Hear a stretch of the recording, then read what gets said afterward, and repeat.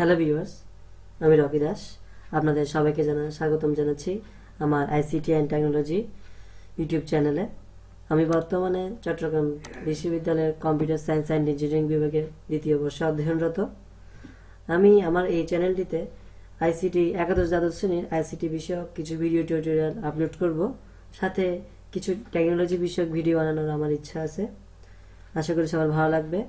তো আজকে এটা আমার প্রথম ভিডিও এবং এটিতে আমি আইসিটি বিষয়ে তৃতীয় অধ্যায় নিয়ে আলোচনা শুরু করতে চাই। তো যারা একাদশ দ্বাদশ শ্রেণীতে অধ্যয়নরত তারা আশা করি ভিডিওটি কন্টিনিউ করবে, আর যারা আপাতত আমার এই ভিডিওটি দরকার নেই তারা স্কিপ করতে পারেন। আমি প্রথমেই বলে দিচ্ছি, পুরো ভিডিও দেখার আপনাদের দরকার নেই, তবে আপনাদের সুবিধার জন্য আপনারা আমার ভিডিওটি সাবস্ক্রাইব করে রাখতে পারেন। পরে টেকনোলজি বিষয়ক অনেক ভিডিও আপনারা দেখতে পাবেন আশা করি। আজকে আমাদের চ্যাপ্টার 3 এর লেকচার 1, সংখ্যা পদ্ধতি 1।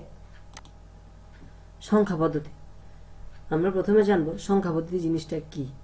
সংখ্যা পদ্ধতি হলো, আমরা ছোটকাল থেকে সংখ্যা জেনে আসছি। সংখ্যা আমরা জানি 1 2 3 4 এগুলোই সংখ্যা, তবে এই সংখ্যার একটি পদ্ধতি আছে যেটি আমরা ব্যবহার করি, এটি হলো দশমিক পদ্ধতি। দশমিক সংখ্যা পদ্ধতি আমরা ছোটকাল থেকে ব্যবহার করে আসছি প্রথমে।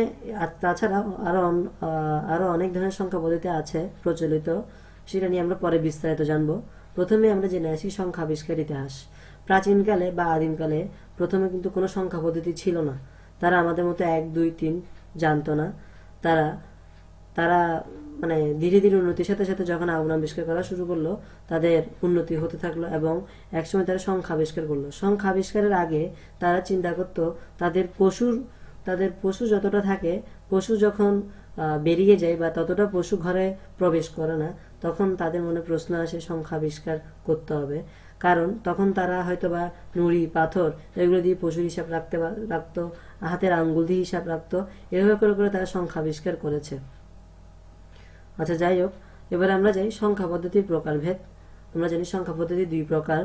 একটা হলো নন পজিশনাল সংখ্যা পদ্ধতি এবং অপরটি হলো পজিশনাল সংখ্যা পদ্ধতি। আমরা প্রথমে আলোচনা করব নন পজিশনাল সংখ্যা পদ্ধতি। নন পজিশনাল সংখ্যা পদ্ধতি হলো এমন একটি সংখ্যা পদ্ধতি যেখানে প্রতিটি অঙ্কের কোনো স্থানীয় মান নেই এবং ওই সংখ্যাটি শুধু নিজস্ব মান আছে। যেমন উদাহরণ দিয়ে আমরা চিন্তা করতে পারি রোমান, মেয়ান, হায়ারোগ্লিফিক্স ইত্যাদি। আমরা রোমান সংখ্যার সাথে পরিচিত। যেমন আমরা রোমান সংখ্যায় 1 দিয়ে 1 প্রকাশ করতে ব্যবহার করি একটি আই, 2 প্রকাশ করতে 2টি আই এবং 3 প্রকাশ করতে 3টি আই।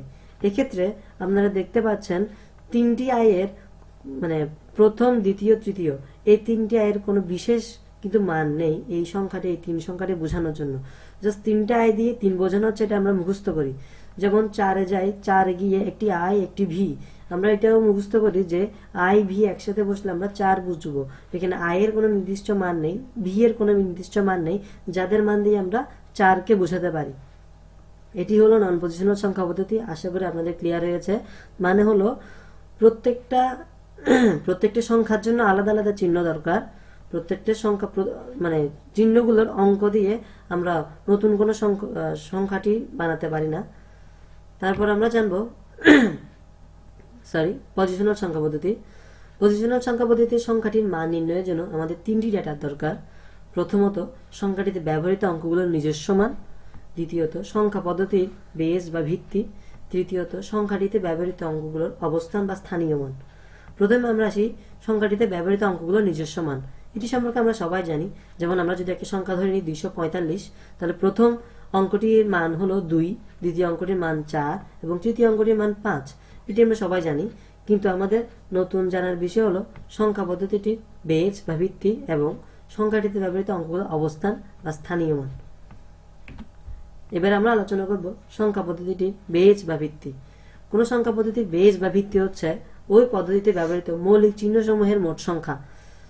আমরা যে সংখ্যা পদ্ধতি ছোটকাল থেকে ব্যবহার করে এখন পর্যন্ত আসছি, আমাদের সাধারণ কাজ, পড়ালেখার যে কোনো কাজে, ওইটি হলো দশমিক সংখ্যা পদ্ধতি। এটি হলো 10 ভিত্তিক সংখ্যা পদ্ধতি। তার মানে আমরা চিন্তা করে দেখতে পারবেন দশমিক সংখ্যা পদ্ধতিতে 10টি অঙ্ক ব্যবহৃত হয়, যেখানে আমরা জানি 0 থেকে শুরু করে 9 পর্যন্ত।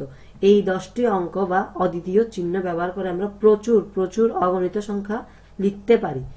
তেমনি ভাবে আমরা অন্য একটি সংখ্যা পদ্ধতির সাথে পরিচিত, সেটি হলো বাইনারি সংখ্যা পদ্ধতি, যেটি হলো দুই ভিত্তিক সংখ্যা পদ্ধতি। তার মানে তার অদ্বিতীয় চিহ্ন বা অঙ্কের সংখ্যা হলো দুইটি এবং সেগুলো হলো 0 1। আমরা এই নিয়ে বিস্তারিত পরে জানবো। আমরা জাস্ট এগুলো ভিত্তি বা বেজ বোঝানোর জন্য বলছি। অক্টাল সংখ্যা পদ্ধতি, এটি হলো 8 ভিত্তিক সংখ্যা পদ্ধতি। এখানে 8টি অদ্বিতীয় চিহ্ন বা সংখ্যা অঙ্ক রয়েছে। হেক্সাডেসিমাল সংখ্যা পদ্ধতি, এটি হলো 16 ভিত্তিক সংখ্যা পদ্ধতি। এতে 16টি অদ্বিতীয় চিহ্ন বা অঙ্ক রয়েছে। আশা করি বেস বা ভিত্তিটি মোটামুটি ক্লিয়ার। আমরা এ নিয়ে পরে আলোচনা করব। জাস্ট এটা মনে রাখুন যে যে সংখ্যা পদ্ধতিতে টোটাল মৌলিক চিহ্ন সমূহের সংখ্যাটি হলো বেজ বা ভিত্তি। এরপর আমরা আসবো স্থানীয় মান। ছোটকাল থেকে আমরা স্থানীয় মান বলতে একক, দশক, শতক, হাজার, অযুত এসব জেনে এসেছি। তবে এইসব স্থানীয় মানের সাংখ্যিক মান কিন্তু আমরা জানতাম না। আমরা এখন আইসিটিতে এই অধ্যায়টি স্থানীয় মানের বোঝার জন্য ওই একক দশকের সাথে ওই একক দশকের স্থানীয় মানের মানে যেই মানটি সংখ্যা দিয়ে যে মান প্রকাশ করে সেটি সম্পর্কে জানবো। একটি আমরা সংখ্যা ধরে নিই 297, এটিকে আমরা 290 এবং 7-এর যোগফল হিসেবে লিখতে পারি। 200-কে আমরা 2 গুণ 100, 90-কে 9 গুণ 10 এবং 7-কে 7 লিখে রাখতে পারি। একটা জিনিস খেয়াল করুন, আমরা প্রত্যেকটা প্রথম থেকে 2 এর সাথে 100 গুণ করছি, তারপর 9 এর সাথে 10, তারপর 7। তার মানে আমরা 10, 100, 1000 এরকম একটা সিরিয়ালে চলে যাচ্ছিলাম। যদি এই সংখ্যাটি সহস্র একটা সংখ্যা ধরুন 3347, সেক্ষেত্রে দিনের সাথে কিন্তু 1000 গুণ হতো। আশা করি আপনারা বুঝতে পারছেন ব্যাপারটা। তারপর আমরা 2 গুণ 100-কে লিখতে পারি 10 স্কোয়ার, মানে 10-এর উপর পাওয়ার 2 প্লাস 9 গুণ 10-এর উপর পাওয়ার 1 প্লাস 7-এর সাথে কিছু না থাকা মানে সাথে সাথে গুণ 1 লেখা যায়। আর 1-এর জায়গায় আমরা 10 টু দি পাওয়ার 0 মানে 10-এর উপর পাওয়ার 0 বসাতে পারি। আশা করি ক্লিয়ার হয়েছে আপনাদের। আপনারা দেখতে পাচ্ছেন প্রথম সংখ্যাটির সাথে 10-এর উপর পাওয়ার 2 যোগ দ্বিতীয় সংখ্যাটির সাথে প্রথম অঙ্কটির সাথে 10-এর উপর পাওয়ার 2 দ্বিতীয় অঙ্কটির সাথে 10-এর উপর পাওয়ার 1 এবং তৃতীয় অঙ্কটির সাথে 10-এর উপর পাওয়ার 0। এখানে আমরা 297 সংখ্যাটিতে 7-এর স্থানীয় মান ছোটকালে জেনে এসেছি একক। এখানে 10-এর উপর পাওয়ার 0, তার মানে এককের মানটি হলো 0 এবং ছোটকালে 9-এর স্থানীয় মান জেনে এসেছি দশক। এক্ষেত্রে 9-এর সাথে 10-এর উপর পাওয়ার হলো 1, তাই এই 1টি হলো দশকের মান এবং 2-এর স্থানীয় মান হলো শতক। 10-এর উপর পাওয়ার 2 থাকাতে শতকের মান হলো 2। আশা করি ক্লিয়ার। নিচে আমি লিখে দিয়েছি একটি সংখ্যার প্রতিটি অঙ্ককে এভাবে 10-এর পাওয়ার হিসেবে প্রকাশ করার পর 10-এর পাওয়ার সমূহ হলো ওই সংখ্যাটিতে ওই অঙ্কগুলো স্থানীয় মান। এখানে 2, 9 ও 7 এর স্থানীয় মান হলো যথাক্রমে 2, 1 ও 0। আশা করি আপনারা বুঝতে পেরেছেন ব্যাপারটি। আশা করি এই সংখ্যা পদ্ধতি নিয়ে সবার ব্যাপারটা ক্লিয়ার হয়েছে। যদি কোনো প্রশ্ন থেকে থাকে আপনারা কমেন্ট করতে পারেন। আমার ভিডিওটি আশা করি ভালো লেগেছে। যদি ভালো লেগে থাকে তাহলে অবশ্যই লাইক করবেন, কমেন্ট করে জানাবেন কেমন লেগেছে। যদি প্রশ্ন থাকে তাও কমেন্ট করবেন এবং যদি আপনাদের ভালো লেগে থাকে তাহলে আপনাদের বন্ধুদের সাথে এই ভিডিওটি শেয়ার করতে পারেন। তবে আপনারা যদি কোনো আপনার কাজে লাগেনি ভিডিওটি বা আপনার এই ভিডিওটি দরকার নেই, তবে আপনার যদি কোনো পরিচিত বা বন্ধু বান্ধব থেকে থাকে যা ভিডিওটি লাগতে পারে, আপনি তার কাছেও ভিডিওটি শেয়ার করে দিতে পারেন। এবং যদি আপনার এই নিয়মিত আমার আইসিটি ভিডিওগুলো দরকার হয় এবং আপনি যদি আমার টেকনোলজি বিষয়ক ভিডিওগুলো দেখতে চান তাহলে আমার চ্যানেলকে সাবস্ক্রাইব করে রাখতে পারেন, আইসিটি অ্যান্ড টেকনোলজি। ধন্যবাদ। আজকে এইটুকুই। ধন্যবাদ। টাটা।